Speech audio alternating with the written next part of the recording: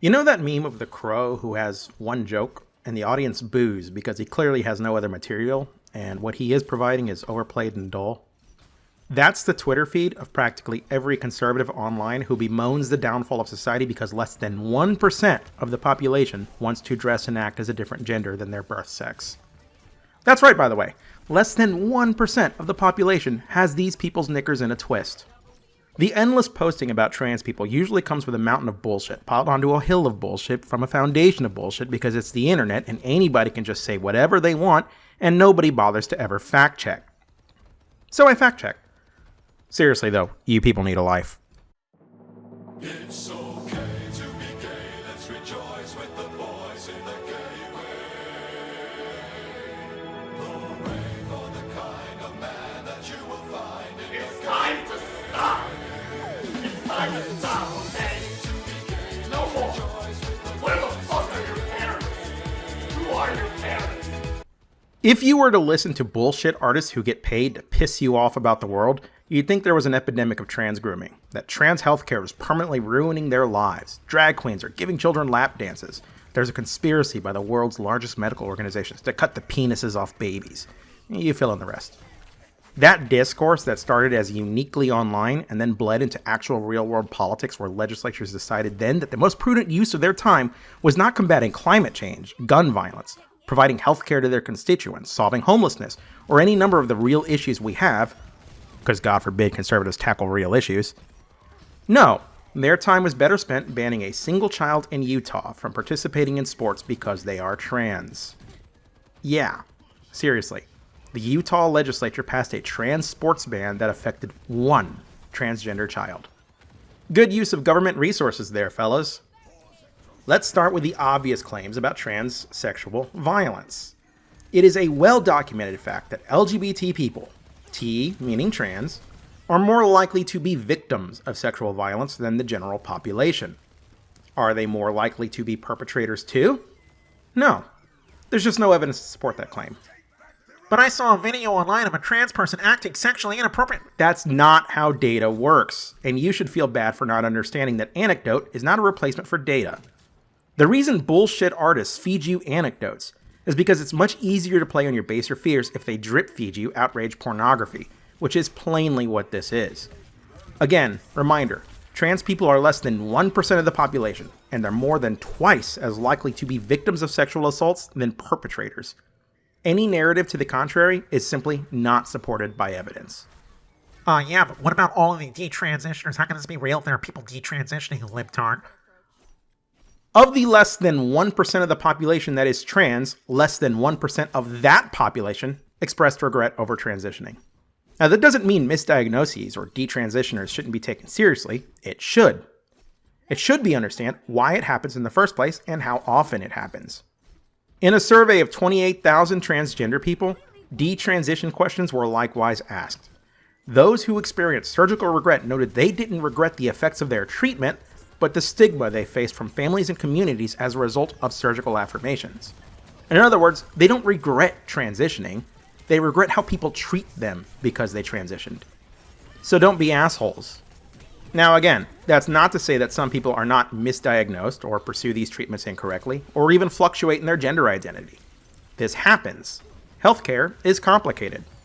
The survey found these to be the case as well. But insofar as internal factors were concerned, the vast majority of transgender detransitioning was attributable to external factors, the way people treated them. From January 1st, 2013 to July 31st, 2020, researchers were able to find 209 transgender adolescents who received top surgery at 16. Of those 209, researchers found a grand, whopping total of 2 who expressed regret. 2. Again, these people should be understood, cared for, sympathized with. What shouldn't happen is that the healthcare of 207 other people gets taken away because 2 people do not like the outcomes. Gender dysphoria, when present in adolescence, and to be clear, that's age 10 to 19, was more likely to persist into adulthood. The most famous study claiming dysphoria will desist without interventions are by Steemsa, which alleges that, when doing nothing, gender dysphoria will desist on its own as adolescents age up to 80%. Let's start with the assumption that this is true. It's not, but let's assume that anyway. That means that 20% of youths are fucked, because nobody treated them when they needed treatment.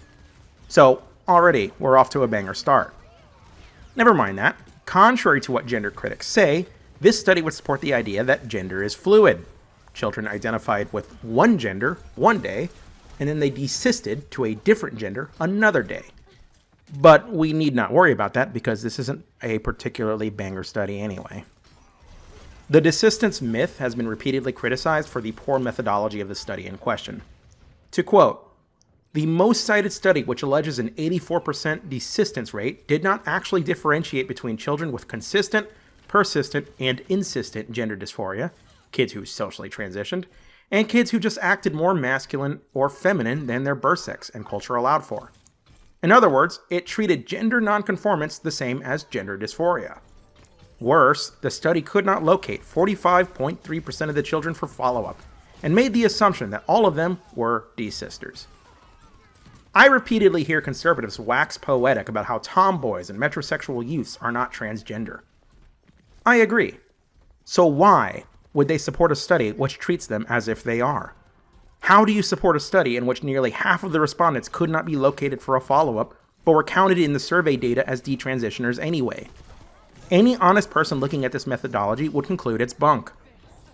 A follow-up study in 2015 took a more critical look at persistence based on gender expression in prepubescent youth, and found that, cognitively speaking, transgender youth are statistically indistinguishable from cisgender youth of the same gender identity. These findings echo another STEAMSA study which found that the intensity of gender dysphoria in childhood was linked to persistence of gender dysphoria into adolescence. Children who meet the clinical criteria of gender dysphoria persist. Gender dysphoria is real, and it's not just going to dissipate because you sit on your hands. Trans people are not going away, like it or not. Something, cutting the dicks off of kids, something. Nobody is cutting the dicks off of kids except parents who circumcise the tips. Strangely, conservatives don't seem to mind this practice. Rather, they weave this narrative that a child, influenced by a parent, is brought to a doctor. Doctor hears the child is trans, prescribes hormones, and then has surgery to remove the child's genitals. This is a stupid narrative woven by stupid people. In actuality, the process of acquiring care requires a few good hoops to jump through, especially for children. The process starts with the diagnosis of gender dysphoria. Does this mean that a boy goes to a doctor who says, "Today I want to dress like a girl," and they gets the diagnosis? No.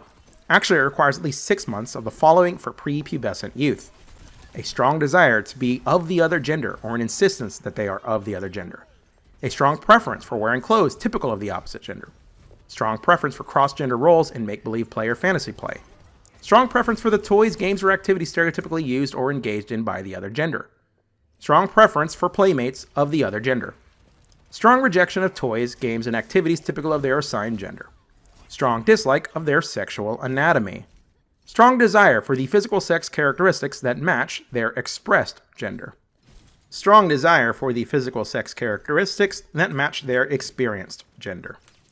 But that's for young kids, and when I was 6, I thought I was Superman, so every 6-year-old must be a literal retard and should never receive any medicine whatsoever.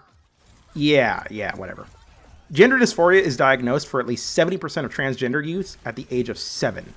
As for children thinking they're Batman, so they must therefore not understand their own gender, children begin to develop gender identity as young as 2. By 2, they identify differences between boys and girls. By 3, they self-identify as a boy or a girl. By 4, their sense of gender identity becomes stable. That's for non-adolescent youth. For adolescents and older, the criteria gets even more refined. Marked incongruence between your experienced and expressed gender and your primary or secondary sex characteristics. Strong desire to be rid of your primary or secondary sex characteristics. Strong desire for the primary or secondary sex characteristics of the other gender. Strong desire to be of the other gender. Strong desire to be treated as the other gender. Strong conviction that you have the typical feelings and reactions of the other gender. Beyond that, the standards of care are defined by the World Professional Association for Transgender Health, which requires mental health care professionals to first assess possible gender dysphoria, which is done by evaluating individual adolescent strengths, vulnerabilities, diagnostic profiles, and unique needs. How quickly an assessment is given depends on the individual child and how long they've been identifying as the opposite gender, factored with other mental health complications such as possible schizophrenia. All of this is done before any healthcare interventions such as androgen blockers or hormone therapies. To receive puberty blockers, children must be at the onset of puberty or stage 2 of the Tanner scale. This is at about age 10 to 14. It varies. Pausing puberty allows for adolescents to social transition and socially experience the opposite sex without undergoing more permanent medical interventions. Before you get your knickers in a twist about puberty blockers being provided to kids, it's worth mentioning that the number one reason they're prescribed isn't for dysphoria, but for precocious puberty. In other words, they're given to kids because some kids start puberty really early. Puberty blockers do not cause any permanent physical changes, according to the Mayo Clinic.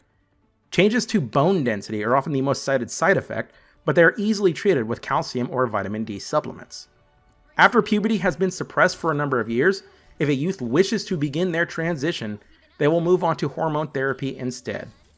Most adolescents do not begin hormone care until 16, though in some cases the age can be as low as 14. To be clear, at 16 years old, an adolescent can drive a car. In some states, they're old enough to have sex. In a year, they're considered old enough to join the military to fight and even die for the country. Rather than this image of a toddler getting injected with experimental drugs, age the toddler up to be a moody teenager who's about to start life in the real world. That's a more accurate picture. Yeah, but the drugs permanently alter their body and it makes their outcomes worse. No, they don't. There is so much data on this, I don't even know where to begin. I suppose let's start with a mega survey of nearly 28,000 transgender respondents. According to the data, 21,500 respondents reported desiring gender-affirming healthcare, with about 13,000 receiving care tested against 8,800 transgender respondents who didn't receive gender-affirming healthcare. If gender-affirming care worsens outcomes, then at least 13,000 people should have demonstrably worse health outcomes when compared to 8,800 people who did not receive gender-affirming care. But the opposite is found. To quote the findings, this study found that transgender people who accessed gender-affirming healthcare during early or late adolescence had lower odds of past months suicidal ideation and past months severe psychological distress in adulthood, when compared to those who desired but did not access gender-affirming care, after adjusting for a range of potential confounding variables. The results also provide additional evidence to suggest that legislation restricting transgender adolescents' access to gender-affirming medical care would result in adverse mental health outcomes. But that's just one study, I hear you say. One study of 28,000 respondents in which nearly a third didn't receive any gender-affirming healthcare. Yeah, this isn't the only study in the world to find this conclusion. Other studies have found that the receipt of gender-affirming care, including puberty blockers and gender-affirming hormones, was associated with 60% lower odds of moderate or severe depression and 73% lower odds of suicidality over a 12-month follow-up. Researchers at the Children's Mercy Hospital Gender Pathway Services Clinic in Missouri performed a longitudinal study examining 47 transgender adolescents under hormone therapy. Their findings: after gender-affirming hormones, a significant increase in levels of general well-being and a significant decrease in levels of suicidality were observed. Another study followed the healthcare outcomes of 23 transgender adolescents on hormone therapy and compared their levels of depression and anxiety to 30 cisgender control adolescents. Baseline mental health was worse for trans people pre-hormone therapy, but leveled out post-hormone therapy. Another study published in the Journal of Adolescent Health. Data was collected from 12,000 transgender and non-binary adolescent youth. Once again, those who were undergoing hormone therapy were compared to those who were not receiving hormone therapy. The findings echoed the same sentiments we've seen with the other studies, that gender-affirming hormone therapy is associated with lower odds of depression and suicidality. I could go on, but it's redundant now. The evidence demonstrates a clear picture. If this kind of healthcare didn't work, there would be a plethora of studies which demonstrate that. There just isn't. Overwhelmingly, the findings support the use of gender-affirming healthcare to improve outcomes. Now, if you're an idiot, you'll chalk this up to some conspiracy from doctors all over the world to siphon money out of vulnerable kids. Sure, you have a choice. You can believe the world's medical organizations, medical professionals, researchers, psychologists, doctors, and trans people themselves who testify that this kind of healthcare saves lives, or you can listen to that guy on the internet. Interestingly, you know what kind of healthcare interventions do create worse outcomes, though? Conversion therapy. This idiot idea that you can force your trans child to not be trans. The same survey data of 28,000 transgender people found that at least 19,000 were exposed to gender identity conversion efforts. Conversion efforts were associated with higher lifetime suicide attempts by transgender people, regardless of the conversion therapy being religious or secular in nature. To quote, the findings suggest that lifetime and childhood exposure to gender identity conversion efforts are associated with adverse mental health outcomes in adulthood. These results support policy statements from several professional organizations that have discouraged this practice. You ever hear people say, trans rights are human rights? Yeah, that's Kish. I'm more interested in individual rights. An individual has the right to dress how they want, identify how they want, and get the health care that they want. It's their bodies, not yours. To be frank, I know precisely 0 trans people in my personal life. I have a few trans friends online, and but for me existing in this space, I wouldn't know any. These bans do not affect me. I'm heterosexual and cisgender. I'm already in the in-group. But if that membership club gets its kicks off of alienating people who are different, then count me the fuck out. This isn't a high school cafeteria. I'd rather be excluded for who I include than included for who I exclude. It's a scary thought that people want to embrace the power of big government to put a bureaucrat between me, my child, and my doctor. You might not like how my child's healthcare is provided. You might not like the way I'm parenting them. You might not agree with the healthcare decisions we make together. But frankly, it's none of your goddamn business. Under conservative governments, state power has been weaponized to tell me that I cannot talk about trans people and their issues in classrooms, to dictate to trans children which bathrooms they are allowed to use, to restrict their access to life-saving medical care, and to silence critics who oppose this clear authoritarian restriction on the rights of others. This tramples all over the foundational principles of American society. That government is not supposed to just toss the First Amendment because you dislike drag shows, nor is it supposed to just toss the 14th Amendment because you dislike gender-affirming healthcare. We are a nation of laws built upon individual rights. When you start supporting the government raising children instead of parents, quit the bullshit that you support parental rights. You don't. You support the rights of others insofar as you agree with them. Let trans people be trans people. If you're not trans, don't worry about it. Their healthcare does not affect you. Talking about them in schools does not harm you. Letting them use the bathroom does not endanger you. You do not need big government to protect you from less than 1% of the population. It is time to put away silly conspiracies and grow up. 30 million Americans lack healthcare. 50,000 American veterans are homeless. 38 million Americans live in poverty. Our infrastructure is decaying in real time, and we're living under an immense climate crisis brought about by continued environmental degradation. For the love of your fellow Americans, please grow up and start trying to solve real issues.